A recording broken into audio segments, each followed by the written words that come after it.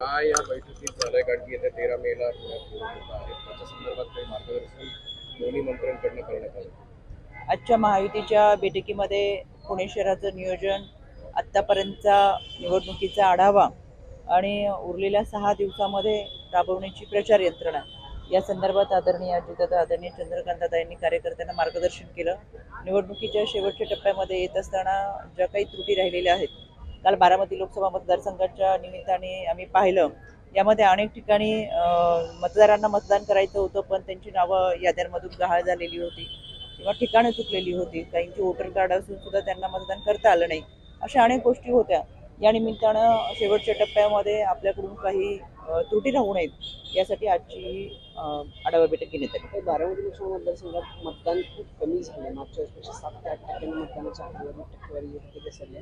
काय फटका बसेल, कुणाला बसेल? मला असं वाटतं बारामती लोकसभा मतदारसंघात आता अमृत नोनी गॅस्ट्रिन, अपचन, ऍसिडिटी, गॅस्ट्रबल ह्यापैकी तुम्हाला कुठलाही गॅस्ट्रिक प्रॉब्लेम झाला, उपाय एकच, अमृत नोनी गॅस्ट्रिन.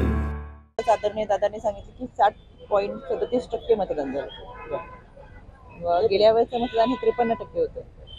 नाही, पण विशेषतः खडकवासल्यामध्ये काही 48, पुरंदरमध्ये 48 आणि खडकवासल्यात 50% पेक्षा जवळपास मतदान झालेलं आहे. त्याच्यामुळे खडकवासला आणि पुरंदर हे दोन महत्त्वाचे घटक जे आहेत बारामतीमध्ये, त्याच्यामुळे काही फरक पडू शकतो. मला असं वाटतं की आपल्याकडे काही अपडेट यादी नसेल. आत्ताच नुकतीच नवीन यादी आली की किती मतदान झाले, त्यानुसार 60.37% मतदान झालेलं आहे. आणि तरीसुद्धा अजूनही मतदान वाढायला पाहिजे होतं. यामध्ये मतदान वाढवण्यासाठी आम्ही सगळ्यांनी प्रयत्न केला होता, पण उन्हाचा तडाखा असेल, अनेक ठिकाणी गहाळ झालेली नावं असतील आणि याद्यांमधील नावांच्या गोंधळावरून प्रत्येक बूथवरती जवळजवळ 10 ते 15 नावं ही याद्यांमधून गहाळ झाली. त्याचा फटका निश्चितपणाने या मतदानाच्या टक्केवारीमध्ये बसलेला आहे. त्याचा विचार पुढच्या विधानसभेच्या निवडणुकीपर्यंत आम्ही कार्यकर्ते म्हणून निश्चितपणाने यामध्ये सहभागी होऊन करू. रोहित पवारांनी काल काही व्हिडिओज ट्विट केले होते आणि त्यात त्यांनी थेट महायुतीवर आरोप केलेले आहेत की बारामती लोकसभा निवडणुकीच्या पार्श्वभूमीवर पैसे वाटण्यात आले होते. आणि व्हिडिओ, दत्तामामांचा व्हिडिओ देखील त्यांनी ट्विट केला होता आणि एकंदरीतच महायुतीवर त्यांनी जोरदार टीका केली. दत्तामामांनी त्यांनी जे काही वक्तव्य केलं त्याच्या संदर्भातला खुलासा त्यांनी दिलेला आहे. शेवटी कार्यकर्ता म्हणून ग्राउंड लेवलवरती काम करताना समोरची व्यक्ती जर काही चुकीचं करत असेल तर साहजिकच त्या भावनांचा उद्रेक होत असतो. आणि ती व्यक्ती ही रोहित पवारांच्या फार जवळची होती. तिथं बाकीचे सगळे आता आपण खोलात जाऊन ती माहिती घेऊ शकता की पैसे वाटप समोरची व्यक्ती करत होती किंवा काय. शांततेमध्ये आपल्या गावातलं मतदान पार पाडण्याची जबाबदारी ही दत्तामामांवरती होती आणि ते त्या पद्धतीने करत होते. पण शांततेचा भंग करत किंवा त्यामध्ये काहीतरी विघ्न आणण्याचा प्रयत्न हे जर कार्यकर्ते करत असेल, पण दत्तामामांनी त्याबाबतचा सविस्तर खुलासा आपल्याकडे केलेला आहे.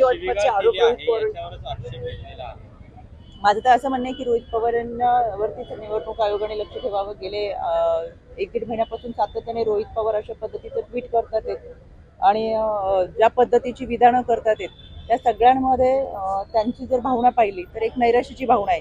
यामध्ये ते सातत्याने आरोप करतात आणि त्यांना माहिती आहे आपला विजय कुठेही होणार नाही. लोकांनी आपला जनाधार नाकारलेला आहे. त्याच्यामुळे अशा पद्धतीचे ट्विट करणं, जनतेमध्ये संभ्रम निर्माण करणं, म्हणून माझीच निवडणूक आयोगाला विनंती आहे की सगळ्यात जास्त लक्ष रोहित पवारांवरती ठेवा. पण काही त्याला जोडून असं आहे की सुप्रिया सुळे यांनी त्या कार्यकर्त्याची काल जाऊन भेट घेतली. तो कार्यकर्ता सुप्रिया सुळेंसमोर ढसाढसा रडला आणि ही घटना अतिशय दुर्दैवी असं स्वतः सुप्रिया सुळे म्हणतात आणि त्या संपूर्ण प्रकरणी आता निवडणूक आयोगाने कारवाई करावी असं त्यांचं म्हणणं आहे. माझं तेच म्हणणं आहे की यामध्ये जर चुकीचं काही घडत असेल तर या लोकांनी निवडणूक आयोगाच्या चौकटीतून जाऊन न्याय मागावा.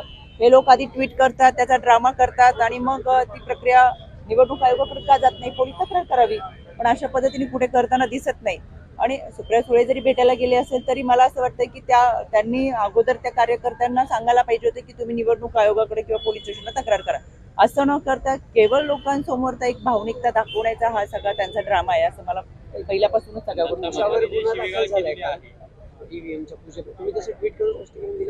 मी या संदर्भातले सविस्तर ट्विट केलेले आहे. मला निवडणूक आयोगाची कोणतीही नोटीस किंवा अजून माझ्याकडे आलेलं नाहीये, पण ट्विटच्या माध्यमातून मी ते तुमच्यापर्यंत माहिती पोहोचवली.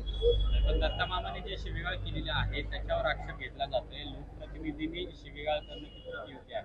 जे काही चुकीचं असेल, खरं तर ही सगळी निवडणूक आयोगाची प्रक्रिया असते. त्याच्यामध्ये निश्चितपणाने निवडणूक आयोगाने त्या तथ्य काय आहे हा वस्तुस्थितीदर्शक अहवाल पाहावा आणि त्या पद्धतीने त्याची प्रक्रिया करावी.